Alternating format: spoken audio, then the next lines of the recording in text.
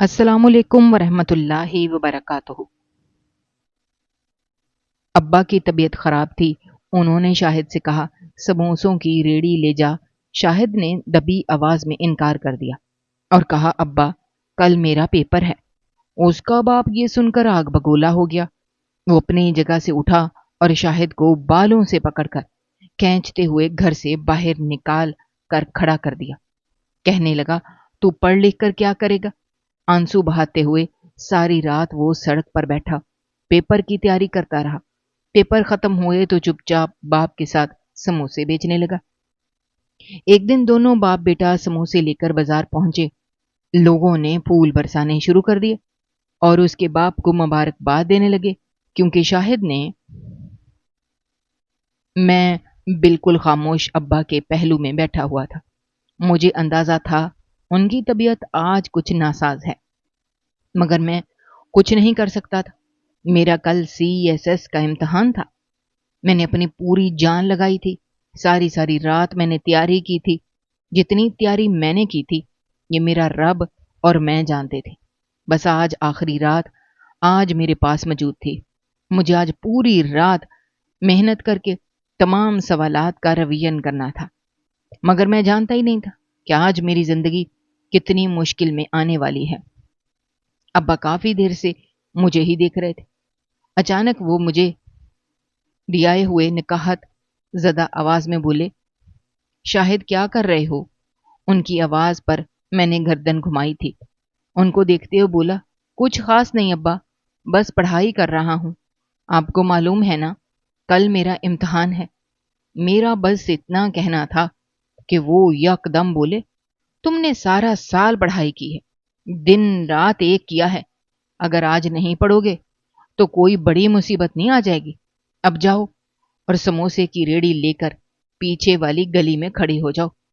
कुछ देर में स्कूल के बच्चों की छुट्टी होने वाली है। जबकि मैं बेसाख्ता बोला, अब्बा खुदा के लिए बस आज की बात तो है।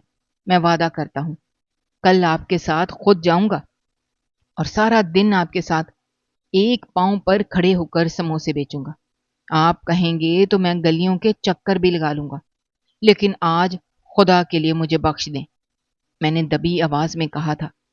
मेरी बात सुनकर अचानक ही अब्बा मुझे देखते हुए बोले, शाहिद तुम्हें समझ नहीं आ रही मैं क्या बोल रहा हूं?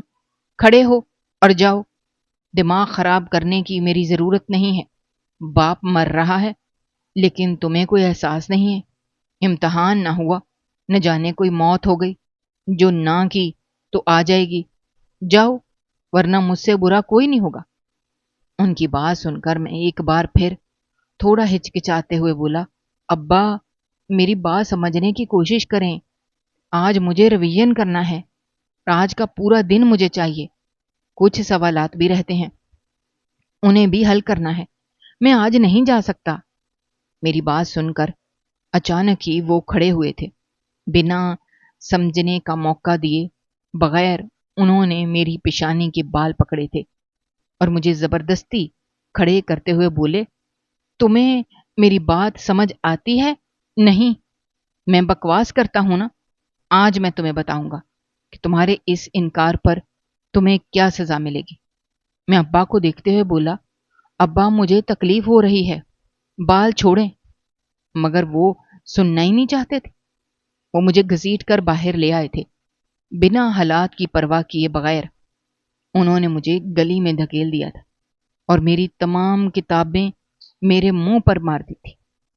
मुझे देखते हुए वो गुस्से भरे लहजे में बोले, खबरदार, जो तुम दोबारा मेरी दहलीज पर आए, दिमाग खराब किया हुआ है तुमने। मैं तुम्हारा नौकर हूं जो सारी जिंदगी समोसे बेचकर तुम्हें पालूंगा। अगर आज मैंने तुम्हें रेड़ी ले जाने के लिए बोला है तो तुम्हें चाहिए था कि तुम लेकर जाओ, मगर नहीं। बाप तो भौंक रहा है, उसकी कोई अहमियत ही नहीं है। अब जब सारी रात यहीं सड़क पर बैठे रहोगे तब तुम्हें एहसास होगा कि बाप का हुक्म क्या है, अहमियत रखता है। मैं अब्बा को देखते हुए बोला, अब्बा क्यों तमाशा लगा रहे हैं? मैं ले जाता हूं। अच्छा, आप मुझे सामान वगैरह दे दें। मगर अब्बा ने मेरे मुंह पर दरवाजा बंद कर दिया था। میں وہیں چبوترے پر بیٹھ گیا تھا۔ مجھے کچھ سمجھ نہیں آ رہا تھا کہ میں کیا کروں۔ کل میرا امتحان تھا، مجھے ہر تھوڑی دیر بعد کمرے میں جانا پڑتا ہی تھا، کبھی کوئی سامان لینے، کبھی کچھ لینے۔ ابا نے چند کتابیں میرے منہ پر مار دی تھیں جو میں تخت پر لے کر بیٹھا ہوا تھا۔ فی الحال میں وہ کتابیں لے کر اپنے ایک دوست کے گھر کی طرف روانہ ہو گیا تھا۔ اب ایک واحد سہارا وہی تھا جس کی بدولت میں تھوڑا بہت ریویژن کر سکتا تھا، کیونکہ اب کتابیں ملنا تو بہت ہی مشکل تھی۔ مجھے معلوم تھا ابا کو جب غصہ آتا تھا تو وہ کسی کی نہیں سنتے تھے، یہ ان کا سب سے پسندیدہ عمل تھا۔ میں اپنے دوست کے گھر پہنچا تو میرے لیے ایک اور ضلالت تیار کھڑی تھی۔ دروازہ بجانے کی دیر تھی کہ اس کے ابا باہر آ گئے تھے۔ میں کچھ کہتا اس سے پہلے ہی وہ بولے، یہاں سے جاؤ، معلوم نہیں ہے کہ کل امتحان ہے، منہ اٹھا کر آ گئے ہو۔ تم لوگوں کو سمجھ نہیں آتا کہ امتحان کے روز الگ الگ بیٹھ کر پڑھنا چاہیے۔ سالہ سال تم نے میرے بیٹے کا دماغ کھایا ہے، اب یہاں سے نکلو۔ جبکہ میں انہیں دیکھتے ہوئے بولا، انکل، میں نے آپ کے بیٹے کا ایک لمحے کے لیے بھی دماغ نہیں کھایا، بلکہ وہ مجھ سے پڑھتا تھا۔ میں مزید کچھ کہتا اس سے پہلے ہی وہ بولے، سمجھ نہیں آ رہا تمہیں، جاؤ یہاں سے۔ نہ باپ کچھ کماتا ہے نہ تم، آئے بڑے منہ اٹھا کر۔ خبردار جو تم میرے بیٹے سے اب ملنے کے لیے بھی آئے، مجھے تم جیسے کام چور لوگ بالکل پسند نہیں ہیں۔ ان کی بات سن کر میری آنکھوں میں یکا یک پانی بھر آیا تھا۔ میں نے ایک نگاہ ان کے وجود پر ڈالی تھی اور خاموشی سے آگے چل پڑا تھا۔ میرا دل عجیب کیفیت میں مبتلا ہو رہا تھا۔ زندگی اس قدر آزمائش بھری ہوگی میں نے کبھی نہیں سوچا تھا۔ اس مقام تک پہنچنے کے لیے میں نے بہت دھکے کھائے تھے، بڑی بڑی لائن لگائی تھی، سرکاری دفتروں میں گھنٹوں بیٹھا رہتا تھا کہ ایک فارم مل جائے اور میرا آگے کا مسئلہ طے ہو سکے۔ کبھی کوئی مسئلہ وہ لوگ کھڑا کر دیتے، کبھی کوئی مسئلہ، مگر میں ہمت نہیں ہارتا تھا۔ مگر آج ان کی باتوں نے مجھے بہت تکلیف پہنچائی تھی۔ ان کا بیٹا دنیا جہان کا نکما انسان تھا جسے میں نے اتنی تعلیم دی تھی جس کی کوئی حد نہیں تھی۔ بعض اوقات اپنی تیاری چھوڑ کر میں اس کی تیاری میں لگ جاتا تھا تاکہ وہ بھی میرے ساتھ آگے چل سکے، اور آج اس کے باپ نے مجھے کس طرح ذلیل کیا۔ مجھے لمحے میں سمجھ آ گیا تھا کہ سفیان کی ایک عادت تھی، وہ ہمیشہ اپنی تعریف کیا کرتا تھا۔ یقیناً اس نے اپنے باپ کے سامنے بھی یہی ظاہر کیا تھا کہ یہ مجھ سے پڑھنے کے لیے آتا ہے، میں اس سے نہیں پڑھتا۔ سفیان کا باپ کافی اچھا کمانے والا اور کھانے والا انسان تھا۔ اس نے اپنے بیٹے کو بڑے کوچنگ میں بھی لگایا ہوا تھا، یہی وجہ تھی کہ اس نے میری بات پر یقین نہیں کیا تھا۔ فی الحال میں نے اپنا سر جھٹک دیا تھا۔ میں اپنے رب پر یقین رکھتا تھا کہ وہ میرا کام سنبھال لے گا۔ میں قدم بقدم چلتا ہوا ہمارے علاقے کی ایک لائبریری میں داخل ہو گیا تھا۔ اس وقت مجھے پڑھنے کے لیے ایک مقام چاہیے تھا اور وہ مقام مجھے مل چکا تھا۔ میں کونے میں بیٹھ کر پڑھائی میں مگن ہو گیا تھا۔ لائبریری آنے کی وجہ سے کافی کتابیں بھی مجھے یہاں سے مل گئی تھیں۔ خدا کا شکر تھا تھوڑے بہت پیسے میری جیب میں موجود تھے۔ میں نے لائبریری کی فیس بھی پے کر دی تھی تاکہ یہ لوگ مجھے کسی بھی قسم کا کوئی چارج نہ لگائیں۔ وقت دھیرے دھیرے گزرتا جا رہا تھا۔ میں دوپہر 3 بجے اس لائبریری میں آیا تھا، مگر اب رات کے 10 بج رہے تھے۔ کافی دیر میں لائبریری کے سر کو دیکھ رہا تھا جو بار بار پہلو بدل رہے تھے۔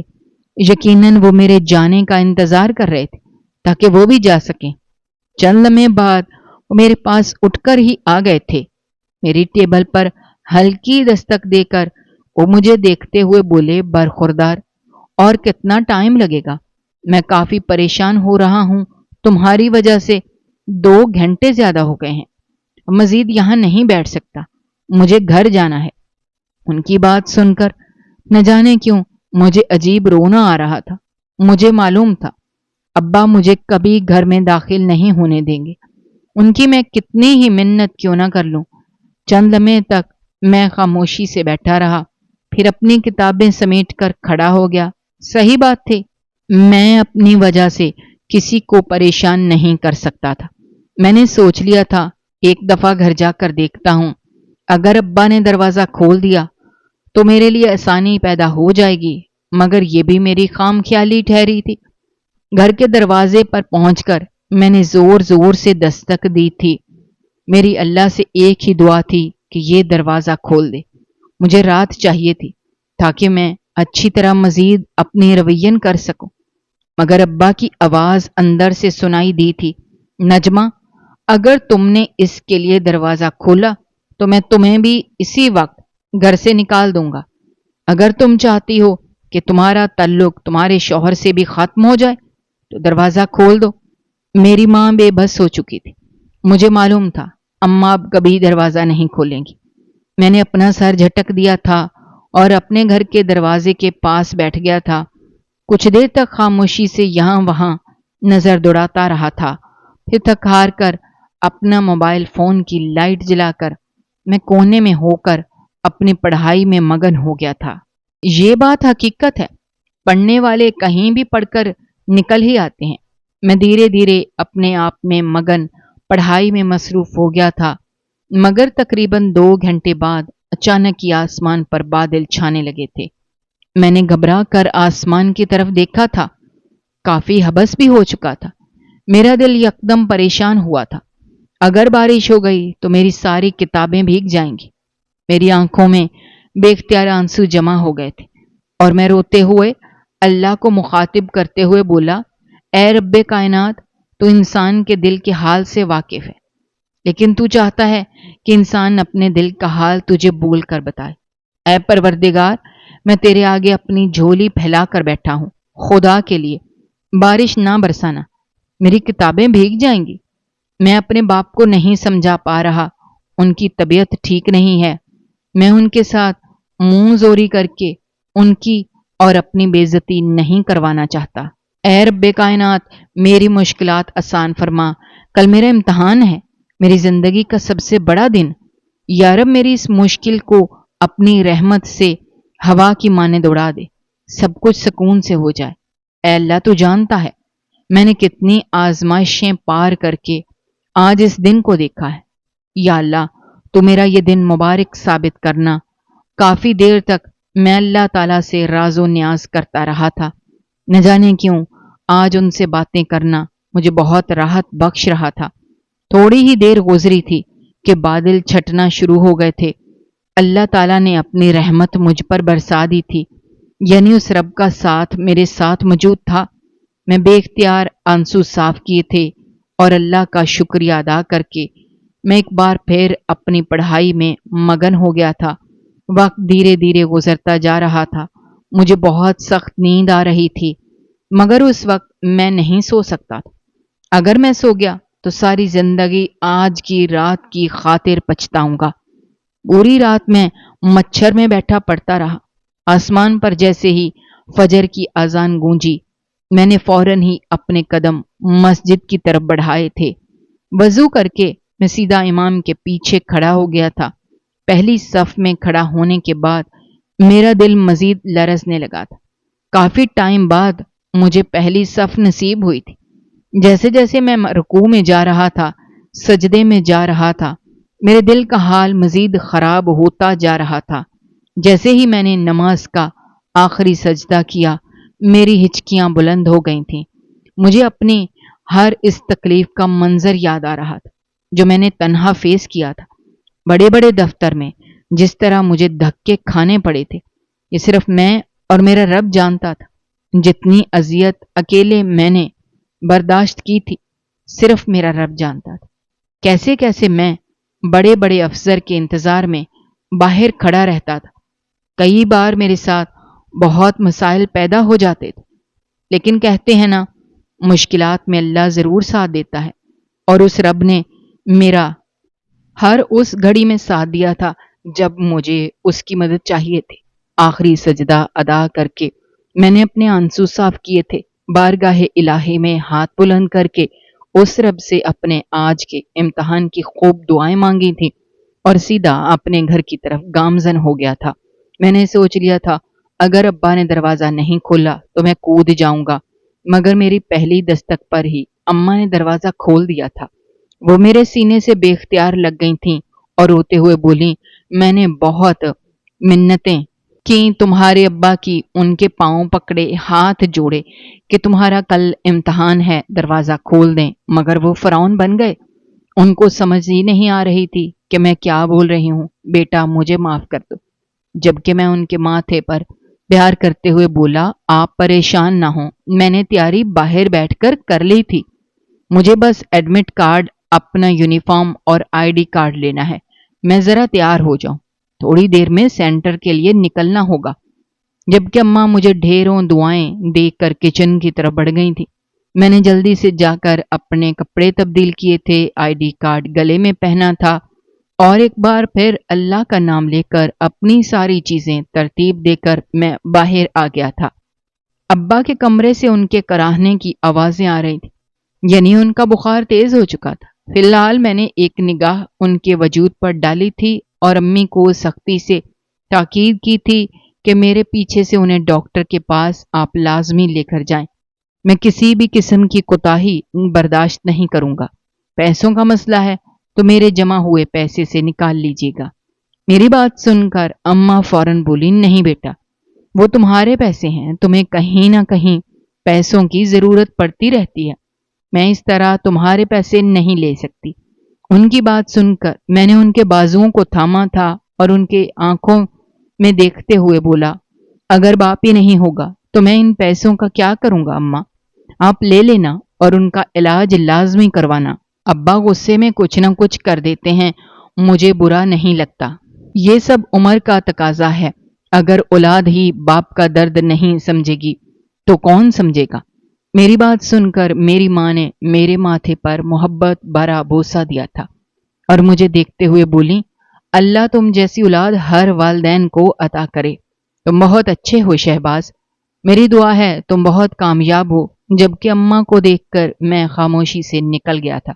دل کافی گھبرایا ہوا تھا، دل سے مسلسل بس ایک ہی دعا نکل رہی تھی، یا رب میرے باپ ماں کو لمبی زندگی دینا اور آج میرا امتحان اچھا چلا جائے تاکہ میری آگے کی زندگی سنور جائے۔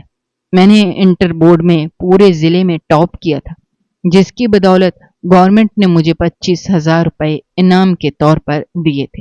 کافی پیسے میں اس پر خرچ کر چکا تھا، لیکن کچھ پیسے موجود تھے جو آج امی کے حوالے کر کے آیا تھا۔ میں سیدھا رکشہ روک کر بیٹھ گیا تھا۔ میں سینٹر کافی دور پڑا تھا، میرے رب سے درد دعائیں نکلے جا رہی تھیں، یا رب آج کا پیپر اچھا چلا جائے، یا اللہ میری زندگی آسان ہو جائے، مجھے کامیابی عطا کر دے۔ ایک لمبی مسافت طے کر کے میں سینٹر پہنچ گیا تھا۔ کافی سارے طلباء باہر کھڑے مطالعہ کر رہے تھے، میں سیدھا اندر چلا گیا تھا۔ پورا دن پوری رات میں نے ریویژن کیا تھا۔ میں مطمئن تھا کہ بنا پڑھے بھی میں اپنا امتحان دے سکتا ہوں۔ میں اب بھی زیر لب رب زدنی علما پڑھتا جا رہا تھا اور اللہ سے دعا کر رہا تھا کہ میری کامیابی یقینی بنا دے، یا اللہ میرا آج کا پیپر بہت اچھا جائے۔ اور کہتے ہیں نا، جو لوگ رب العالمین پر کامل یقین رکھتے ہیں ان کے کام ضرور بنتے ہیں۔ میں خاموشی سے ایک طرف بیٹھا، آنکھیں بند کیے مسلسل پڑھتا جا رہا تھا، جب اچانک مجھے اپنے کندھے پر کسی کا ہاتھ محسوس ہوا تھا۔ میں نے آنکھیں کھول کر سامنے دیکھا تو ایک نوجوان شخص کھڑا ہوا تھا۔ وہ میرے برابر میں ہی بیٹھ گیا اور مجھے دیکھتے ہوئے بولا، کافی پریشان لگ رہے ہو، کس بات کی اتنی ٹینشن ہے اور کیا پڑھ رہے ہو؟ اس کی بات سن کر میں مسکرایا تھا اور اس کو دیکھتے ہوئے بولا، اس ادارے میں کھڑا ہوا ہر اسٹوڈنٹ اس وقت کافی پریشان ہے اور میری پریشانی کی وجہ بھی ایک ہی ہے، میں رب زدنی علما پڑھ رہا تھا۔ میری بات سن کر وہ مسکرایا اور مجھے دیکھتے ہوئے بولا، میں دعا کروں گا تمہاری مشکل آسان ہو جائے اور آج تمہارا امتحان اچھا جائے۔ میں نے حیران ہو کر اس شخص کو دیکھا تھا کہ یہ کون ہے جو اس طرح کی باتیں مجھ سے کر رہا ہے۔ دیکھنے میں کافی خوبصورت تھا۔ وہ ایک دم اپنی جگہ سے کھڑا ہو گیا تھا اور میرا کندھا تھپ تھپاتے ہوئے بولا تھا، تم زندگی میں بہت کامیاب رہو گے، لیکن اس رب پر ہمیشہ یقین رکھنا اور اپنے ماں باپ کو ہمیشہ اہمیت دینا، تبھی تم کچھ حاصل کر سکتے ہو، ورنہ ہمیشہ پیچھے رہو گے۔ یہ کہتے ہی وہ سیدھا سیدھا چلا گیا تھا وہ کون تھا، کیوں آیا تھا، میں نہیں جانتا تھا۔ فی الحال میں خاموشی سے بیٹھا رہا تھا۔ تھوڑی دیر بعد ہی بیل ہو گئی تھی۔ تمام اسٹوڈنٹ جلدی جلدی اپنی کلاس میں جانا شروع ہو گئے تھے۔ میں نے گہری سانس لی تھی، ایک بار پھر اللہ کا نام لیا تھا اور اپنے قدم امتحانی کمرے کی طرف بڑھا دیے تھے۔ اتفاقی طور پر میرا رول نمبر پہلے ڈیسک کا آیا تھا۔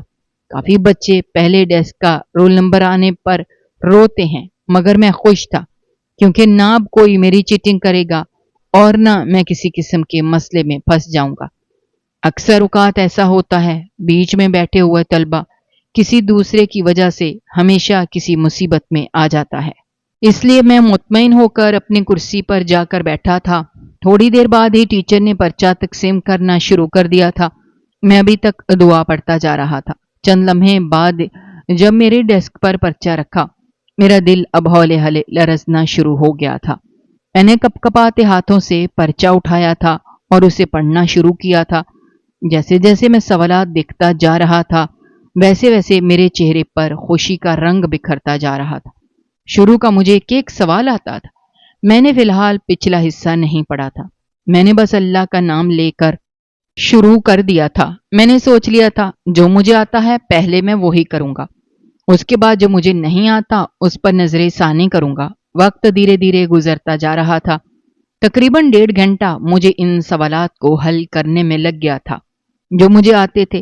اب میرا دھیان ان سوالات پر گیا تھا جو تھوڑے مشکل تھے، لیکن ان کا کچھ حصہ مجھے یاد تھا۔ میں نے اب ان کو کرنا شروع کر دیا تھا۔ ایک لمحے کے لیے مجھے عجیب گھبراہٹ ہوئی تھی۔ مجھے اچانک نہ جانے کیوں بابا کا خیال شدت سے آنے لگا تھا۔ جب میں گھر سے نکل رہا تھا وہ کراہ رہے تھے۔ میں نے فوراً ہی اپنا دماغ جھٹکا تھا، اگر میں اس پریشانی میں بیٹھا رہتا تو کبھی بھی پرچہ مکمل نہ کر پاتا۔ تھوڑی دیر بعد میں نے دوبارہ اپنا دھیان درست کیا تھا اور پرچہ مکمل کرنے لگا تھا۔ چند گھنٹے بعد میرا وہ حصہ بھی ہو چکا تھا جس میں تھوڑا بہت پریشان تھا۔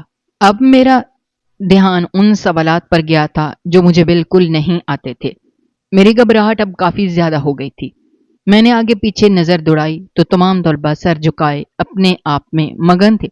میں نے اللہ کا نام لیا تھا، ان سوالات کو سمجھ کر حل کرنا شروع کر دیا تھا، اور کہتے ہیں نا کہ اتنی پڑھائی کبھی رائے گا نہیں جاتی۔ رات بھر میں نے پڑھا تھا، سارا میرے دماغ میں موجود تھا۔ دھیرے دھیرے میں ہر فارمولے کو اپلائی کرتے ہوئے ان سوالات کو بھی حل کرتا چلا گیا تھا۔ 3 گھنٹے کا پرچہ میرا مکمل ہو گیا تھا۔ میں نے بے اختیار شکر کا ادا کیا تھا۔ میں پرچہ اٹھا کر بیٹھ چکا تھا۔ ٹیچر اب پچھلے حصے سے لڑکوں سے پرچہ چھینتی ہوئی آ رہی تھی۔ کافی لوگ ان کی منت کر رہے تھے، میڈم تھوڑا وقت دے دیں، مگر انہیں یہی حکم تھا کہ ٹائم مکمل ہوتے ہی آپ نے پرچہ چھین لینا ہے، اور مجھ تک آتے آتے انہوں نے کافی بچوں کو ڈانٹ بھی دیا تھا۔ مجھ پر آئیں تو میں نے بہت خاموشی سے پرچہ ان کو تھما دیا تھا۔ وہ اپنا سامان سمیٹ کر سیدھا گھر کی طرف روانہ ہو گیا تھا۔ میں نے ارادہ باندھ لیا تھا جب تک میرے امتحان کا نتیجہ نہیں آ جاتا میں نے ابا کے ساتھ سموسے کی ریڑھی نہیں لگاؤں گا۔ چچا کا رکشہ ہمارے گھر کھڑا ہوا تھا، میں پارٹ ٹائم ان کا رکشہ بھی چلا لوں گا، اپنے باپ کا بازو بنوں گا، اور ہو سکتا ہے میں کسی کمپیوٹر کی دکان پر جاب کر لوں۔ میں نے سوچ لیا تھا اب دن رات جس طرح میں نے اپنی پڑھائی میں لگائے ہیں اسی طرح دن رات میں اب نوکری کر کے اپنے گھر کا تھوڑا ساتھ دوں گا۔ ایک لمبی مسافت طے کر کے میں گھر پہنچ گیا تھا۔ میرے سوچنے کے بالکل ٹھیک مطابق ابا برآمدے میں بیٹھے ہوئے تھے۔ ایک لمحے کے لیے میرا دل گھبرا گیا تھا، کہیں وہ مجھے ذلیل کرنا نہ شروع کر دیں، مگر انہوں نے ایسا نہیں کیا تھا۔ اماں کی طرف دیکھا تو وہ مجھے دیکھتے ہوئے بولیں، دوا دلا کر لائی ہوں، ڈاکٹر نے سخت آرام کی تاکید کی ہے، مگر ضد کر رہے ہیں کہ ریڑھی لے کر جائیں گے۔ ابھی ہم دونوں کی خوب لڑائی ہوئی ہے، تو تم ہی سمجھاؤ اپنے ابا کو۔ جبکہ میں ان کو دیکھتے ہوئے محض اتنا ہی بولا تھا کہ ابا آپ آرام کریں، میں لے جاؤں گا ریڑھی، اور چچا سے اجازت لے لیں، ان کا رکشہ ہم چلا لیں، دن بھر رکشہ چلا لوں گا، مغرب کے بعد ریڑھی لگا لوں گا، جو لوگ رات میں سموسہ کھانا چاہتے ہیں ان کے لیے اچھا ہو جائے گا۔ جبکہ ابا فوراً بولے، میرا سموسہ صبح کے وقت فروخت ہوتا ہے، اسکول کے بچے لیتے ہیں، 12 बजे तक तुम समोसे की रेडी लगा लेना, उसके बाद जाकर रिक्शा चला लेना। ये कहते ही वो अपने कमरे में चले गए, जिसका मकसद साफ था कि मैं और वो खामोशी रहें। तो बेहतर है। मैंने खामोशी से अपने कदम कमरे की तरफ बढ़ाए थे ताकि कपड़े वगैरह तब्दील करके मैं रेडी लेकर निकलूं। कपड़े वगैरह तब्दील करके मैं बाहर आया तो अम्मा रेडी सजा चुकी थी। मैंने उनसे इजाजत ली और ठेला लिए गलियों में घूमना शुरू हो गया। मुझे बहुत थकन हो रही थी। मुसलसल 3 घंटे लिखने की वजह से मेरी उंगलियां अकड़ चुकी, कमर तख्ता हो गई थी। लेकिन अब्बा की सख्त तबीयत के बायस मैंने खामोश रहने में आफियत जानी थी। पूरा दिन मैंने रेहड़ी ही लगाई थी, क्योंकि स्कूल का वक्त निकल चुका था और बहुत कम ही लोग समोसा खरीद रहे थे। मैंने सोच लिया था अगले दिन से सलीके से काम शुरू करूंगा। सुबह समोसे बेचूंगा, दोपहर से लेकर शाम तक मैं रिक्शा चलाऊंगा और फिर रात के वक्त किसी कंप्यूटर की दुकान पर जाकर काम करूंगा। वक्त धीरे धीरे गुजरता जा रहा था। मैंने अपनी जिंदगी से बस काम में ही लगा दी थी। अब्बा को मैं सुकून के लिए घर में बिठा चुका था। कई बार वो बोलते थे, तुम 3-3 नौकरियां कर रहे हो, रेडी मैं ही लगा लिया करूंगा, तुम रिक्शे पर ध्यान दो, क्योंकि वहां से हमारी आमदनी काफी अच्छी हो रही थी। मगर मैंने अब्बा को मना कर दिया था कि जब तक मैं पढ़ रहा था तब तक आप पर बोझ था, लेकिन अब मेरी पढ़ाई मुकम्मल हो गई है, इसलिए आप आराम से बैठ जाएं। घर का सुकून भी अब बरकरार रहने लगा था। अब्बा बेवजह अम्मा से न उलझते थे, न ही मेरे साथ किसी भी किस्म का बुरा रवैया रखते थे। लेकिन 2 दिन से वो मुसलसल जिद कर रहे थे कि मैं तुम्हारे साथ चलूंगा। अब तो काफी दिन भी बीत गए थे, इसलिए मैंने उन्हें अपने साथ लगा लिया था। हम दोनों बाप बेटा एक साथ ही ठेला लेकर समोसा बेचने के लिए निकले थे। पूरा दिन इस मशक्कत में लग गया था। अब्बा की वजह से मैं ज्यादा कहीं जा भी नहीं सकता था, इसीलिए एक ही जगह खड़े खड़े मेरी टांगें दर्द करने लगी थीं। लेकिन मैंने कुछ नहीं कहा था। तकरीबन शाम के वक्त हमारी वापसी हुई थी, मगर जैसे ही मैं और मेरे अब्बा ठेला लेकर गली में दाखिल हुए थे, ढोल की थाप ने पूरी गली को लर्जा दिया था। मैं अपना दिल थाम चुका था। अब्बा भी घबराकर चारों तरफ देखने लगे थे। अचानक ही हर तरफ से मुझ पर फूल निछावर किए जा रहे थे। 2-4 आदमियों ने आगे बढ़कर अब्बा और मुझे हार पहनाया था। एक आदमी बकायदा गले लगकर बोला, तुम्हारी मेहनत बेटा रायगा नहीं गई। मैंने तुम्हें देखा था, इम्तिहान से 1 रोज पहले तुम गली में बैठकर पढ़ रहे थे, तुम बहुत आगे जाओगे। जबकि मैंने उन सब को हैरत से देखा था कि हुआ क्या है। अचानक ही मेरा मोबाइल बजने लगा था। मैंने स्क्रीन देखी तो मेरे दोस्त सुफियान का फोन था। मैंने फौरन उसका फोन रिसीव कर लिया था, जब अगली तरफ से रूंधी हुई आवाज सुनाई दी थी, यार तुम क्लियर हो गए हो सीएसएस के पहले साल ही, और मुझे देखो मैं वापस फेल हो गया हूं। हालांकि मेरा तीसरी दफा इम्तिहान था और तुमने सीएसएस में भी टॉप किया है। तुम कितने काबिल हो। मेरे अब्बा ने मुझे बहुत गालियां निकाली हैं। अब तो कहते हैं तुम दुकान पर बैठोगे मेरे साथ, जबकि मैं उसकी बात आगे सुन ही नहीं पाया था। मैंने फौरन उसका फोन काट दिया था और जल्दी जल्दी अपना रिजल्ट चेक करने लगा था। चारों तरफ से अब्बा को मुबारकबाद मिल रही थी, जबकि अब्बा मुझे ही देख रहे थे। चंद लम्हे बाद मैंने बेख्तियार घुटनों के बल बैठकर अपने रब का शुक्रिया अदा किया था कि उस पाकजात ने मेरा भरम रख लिया था। मैं फेल नहीं हुआ था, बल्कि मैंने टॉप किया था और हर तरफ मेरा ही नाम गूंज रहा था। सीएसएस का इम्तिहान पास कर लेना कोई आम बात नहीं थी, यानी अब मैं अफसर बनने वाला था। मैं कुछ कहता, अचानक ही अब्बा मेरे गले से लग गए थे। मेरा दिल धक से रह गया था। मेरा बाप ईद के रोज भी मुझे गले लगाना अपनी तौहीन समझते थे, लेकिन आज उनका गले लगना मेरी आंखों से आंसू निकाल चुका था। वो मेरा कंधा थपथपाते हुए बोले, मुझे माफ कर दो, मेरी वजह से तुम्हारे साथ इतनी बदसलूकी की। जितना तुमने मेरे साथ इन महीनों में गुजारा किया है, मैं तुम्हारा लफ्जों में शुक्रिया अदा नहीं कर सकता। तुमने वाकई आज एक मिसाल कायम कर दी है। मेहनत करने वाले कभी भी ठोकर नहीं खाते। जबकि मैं अब्बा के आंसू साफ करते हुए बोला, ये सब आपकी बदौलत है। अगर आप मुझे वक्तन फवक्तन ना जलील करते तो मुझ में कभी ये जज्बा पैदा ही ना होता। अब चलें, घर चलते हैं, अम्मा इंतजार कर रही होंगी।